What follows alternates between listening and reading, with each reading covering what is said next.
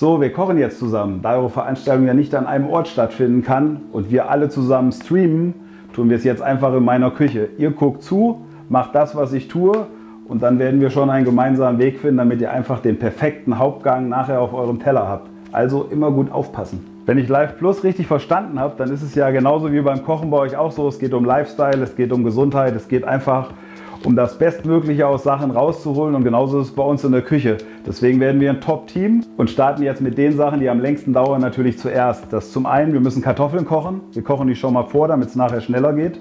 Dafür habe ich schon mal den Topf mit Wasser vorbereitet. Genauso kochen wir gleich den Blumenkohl vor. Und als nächstes geht dann direkt das Fleisch schon mal in den Ofen. Das Fleisch salzen und zuckern wir. Zuckern, warum? Kann ich euch sagen. Hebt ein bisschen den Eigengeschmack und sorgt einfach für einen viel gleichmäßigeren Geschmack im Mund.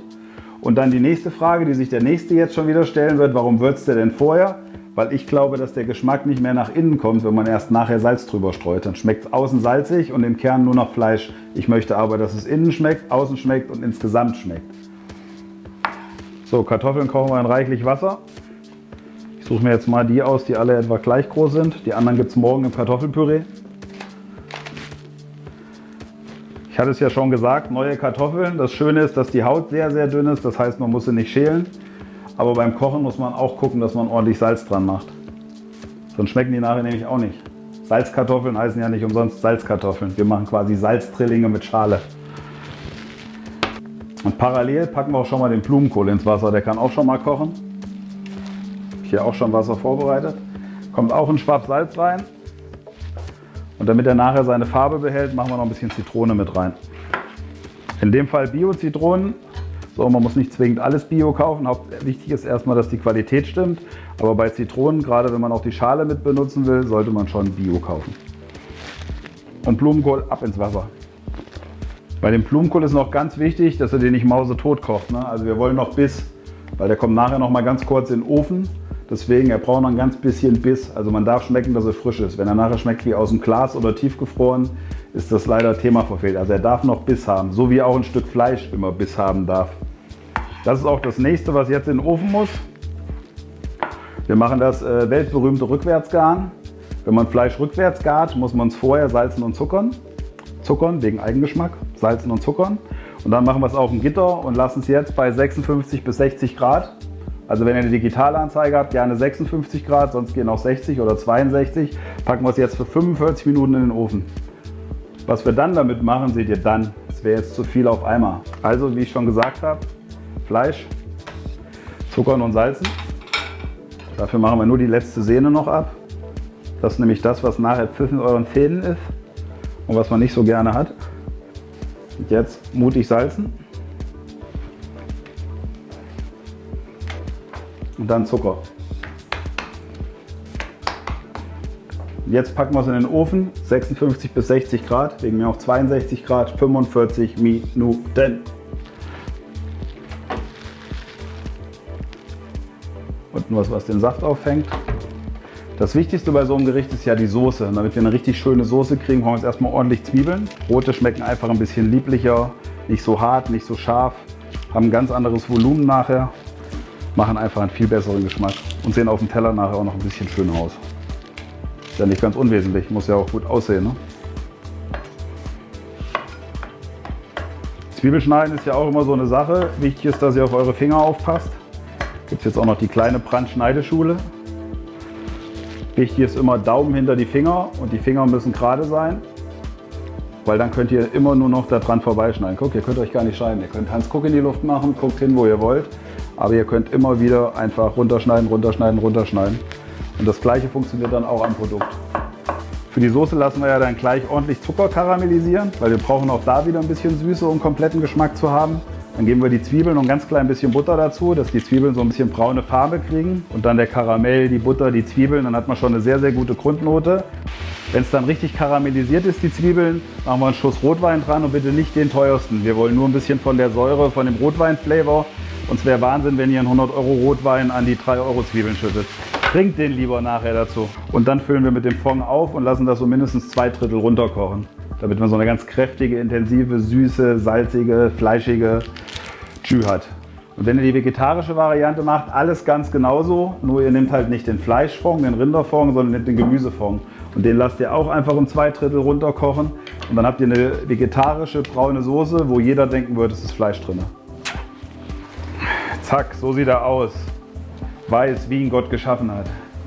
Dann kann ich ein bisschen ausdampfen. Und was wir auch direkt dazu machen und was auch sofort für ein schönes Ergebnis sorgen wird, ist der Rübensirup.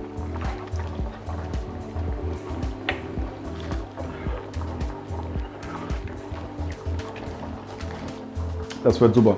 So, die Kartoffeln brauchen noch 2-3 Minuten. Die Soße kocht langsam 1/3, 2/3 auf 1/3 runter, damit wir einen richtigen Bums in der Soße haben.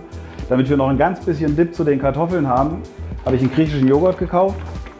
Griechischen Joghurt deshalb, weil er unheimlich viel Fett hat und deswegen ein bisschen kompakter ist und nachher nicht so auf dem Teller rumschwimmt. Wenn es schon mal was zu feiern gibt und wir gemeinsam kochen, dann können wir auch fettigen Joghurt nehmen. Schnittlauch gerne in feine Ringe schneiden. Zack, zack, zack, zack, zack, zack, zack, zack. So, geben wir dazu. Dann nehmen wir die halbe Zitrone, also den Saft von der halben Zitrone.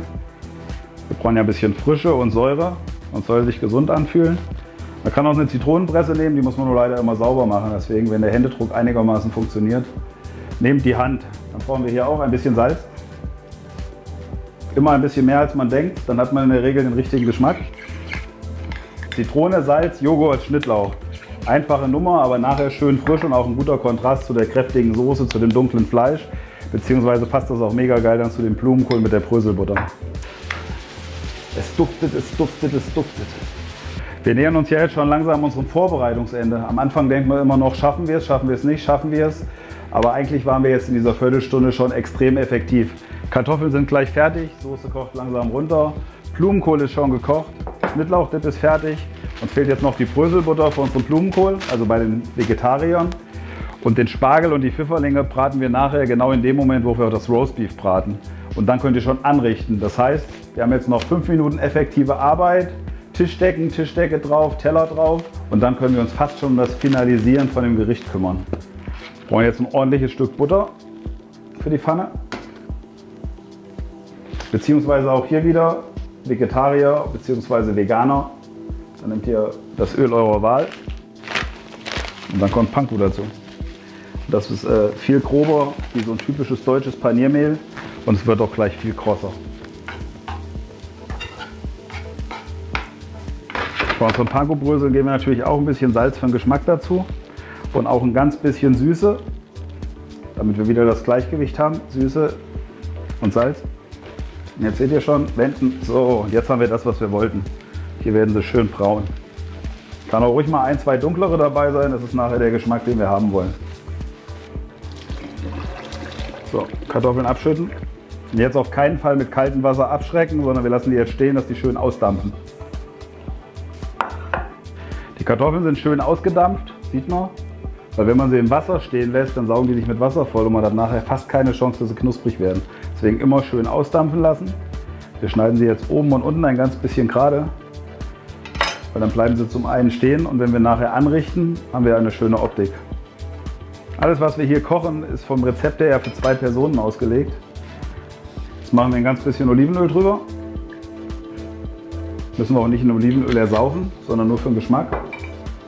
Dann zupfen wir ein bisschen Rosmarin drüber.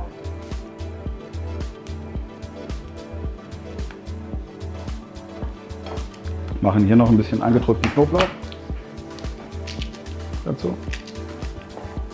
Und salzen tun wir sie aber erst nach dem Backen. Die stellen wir jetzt auch zur Seite. So, wie weit sind wir mit dem Vorbereiten? Den Spargel grillen wir kurz bevor wir anrichten. Der braucht genau 2 Minuten.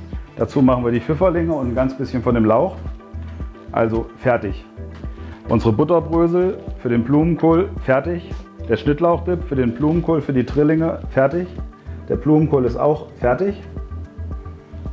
Da zuppel ich jetzt nur noch ein bisschen die grünen Blätter hier raus. Früher hat man die übrigens weggeschmissen, heute, wo es immer um From Nose to Tail geht oder alles zu verarbeiten. Heute kann man daraus einen Salat machen, man kann sie extra machen. Den Sprung könnte man sogar noch hobeln und süß-sauer einlegen. Ich mache aber jetzt das Grüne ein bisschen weg.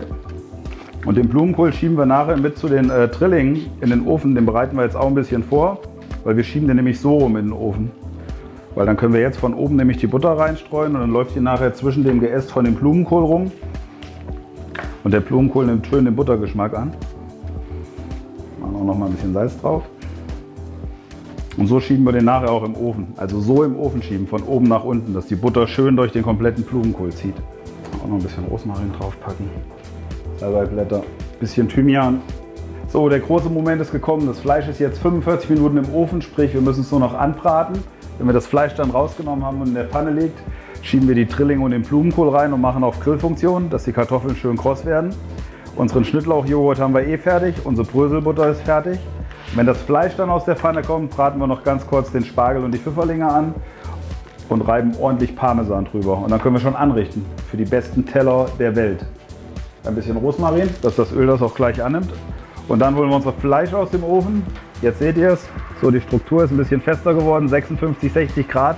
Ist eigentlich perfekt Medium. Also wenn man einen Kerntemperatur-Thermometer hätte, dann würde man bei 56 Grad von perfekt Medium reden.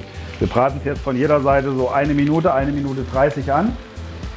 Wir wollen ja krosse Kartoffeln. Deswegen geht jetzt parallel der Blumenkohl und die Trillinge in den Ofen.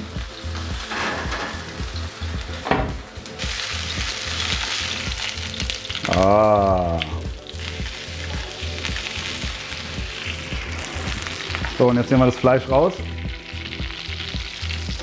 und geben den Spargel genau hier rein, weil dann hat er schon Aroma. Wenn ihr jetzt die Vegetarier seid, dann nehmt ihr natürlich einfach nur das Öl und die Butter und bratet unabhängig davon. Ne? So, das Fleisch packen wir ein. Weil bis die Kartoffeln jetzt fertig sind, lassen wir das einfach ein bisschen vor sich hin ruhen. Dann bindet sich innen drin der Fleischsaft und dann können wir nachher schöne rosa Scheiben abschneiden, um den schönsten Teller der Welt zu haben. Aus der Soße fischen wir jetzt den Knoblauch raus. Den wollen wir ja nicht mehr. Der auch nachher eine relativ große Dose ist. Die 2 Rosmarinzweige nehmen wir raus. Wenn ein paar Blätter drin sind, ist nicht schlimm, aber wenn man hier auf den Ast beißt, ist das wie Weihnachten. Wenn man einen Weihnachtsbaum beißt, deswegen das nehmen wir raus. Was man jetzt kurz vor knapp noch machen kann, ist einen ganz kleinen Schuss Balsamico dran geben. Sorgt erstens für einen schönen Glanz und gibt nachträglich noch mal ein ganz bisschen Säure. Der große Moment ist gekommen, wir können anrichten.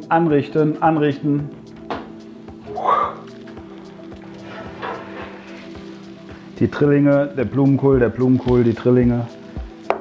Das Roastbeef hat geruht. Rosa-rot. Fürs Anrichten jetzt schneide ich aber einen Würfel.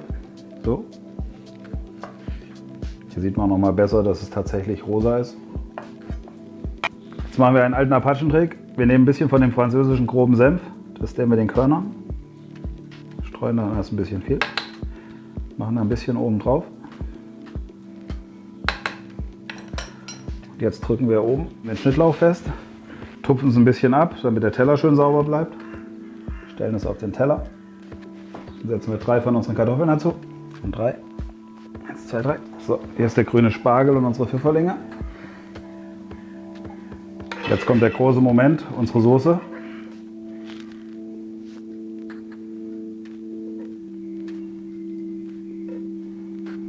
Und noch einmal außenrum. Weil es beim Kochen ja genauso wie bei Live Plus immer um Liebe und Emotionen geht, machen wir noch ein bisschen Liebe drauf. Und zum Schluss unseren Schnittlauchdip. Vielleicht hier einfach so. So, jetzt kommt noch der Parmesan drauf. Und fertig ist der Hauptgang für unser gemeinsames virtuelles Kochen.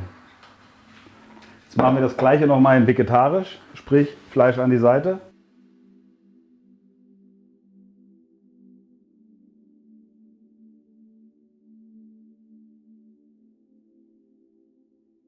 Und fertig sind unsere Hauptgänge. Natürlich lebt Küche, genauso wie Live Plus, immer von viel Liebe, viel Emotionen, von Nähe, von direktem Kontakt. Aber wir machen das Bestmögliche raus, haben das Bestmögliche auf dem Teller gemacht. Ich wünsche euch einen fabelhaften Abend, guten Appetit und vielleicht mal bis persönlich. Nur für den Fall, dass ich zu schnell geredet, zu schnell gekocht, zu langsam geredet, zu langsam gekocht habe. Ihr könnt das Rezept jederzeit hier nochmal downloaden und kontrollieren und natürlich könnt ihr es einfach auf Slow Motion abspielen. Dann habt ihr doppelt so viel Zeit. Also viel Spaß.